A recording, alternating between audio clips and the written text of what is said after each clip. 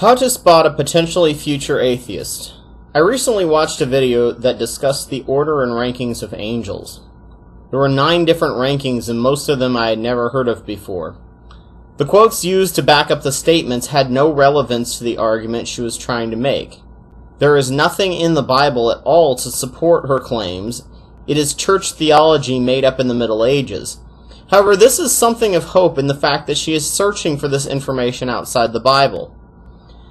I have noticed that there are 2 types of people who tend to become atheists.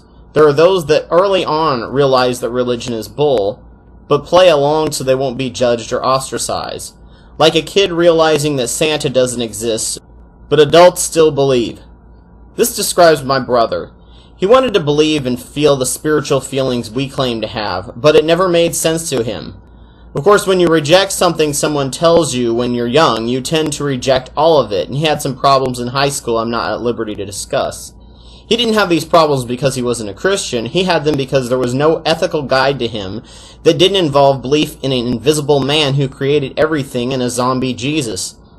After a time, he began studying philosophy and other fields of ethics and thought, and has come to his own morality. I, on the other hand, being the first one my mother homeschooled, had much more positive reinforcement for religion, authority, and learning. As I said in my Deconversion 1 video, I did the research and had a complex view of Christianity that made sense to me. Then I hit a dead end and my ability to learn became severely stunted by the limited knowledge. I began doing things like the girl in this video did, studying things that weren't in the Bible, but were considered Christian based on very flimsy arguments with no real biblical backing. Frank Peretti's books are like this, stories of angelic warfare and biblical archaeology that make good enough fiction, but has nothing to do with reality or even the Bible. Then I progressed to making my own ideas and beliefs and hypotheses with no scientific or historical basis to explain why scientific facts actually prove the Bible, and people thought I was very wise for my age.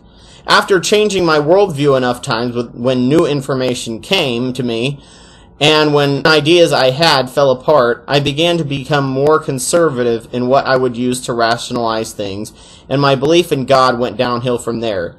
Looking at just the facts without bias is the worst thing you can do for your faith. It will destroy it so fast you won't know what hit it. So there are 2 types of future atheists. One, the type who knows straight off the bat that it's bull, but play along with it.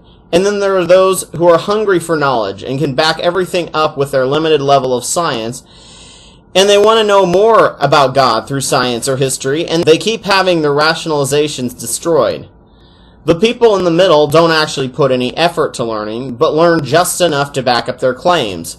They focus on other things and never challenge what they believe, and rarely analyze if how they actually act is what they believe, or if the rationalization to make the Bible and science compatible have any merit.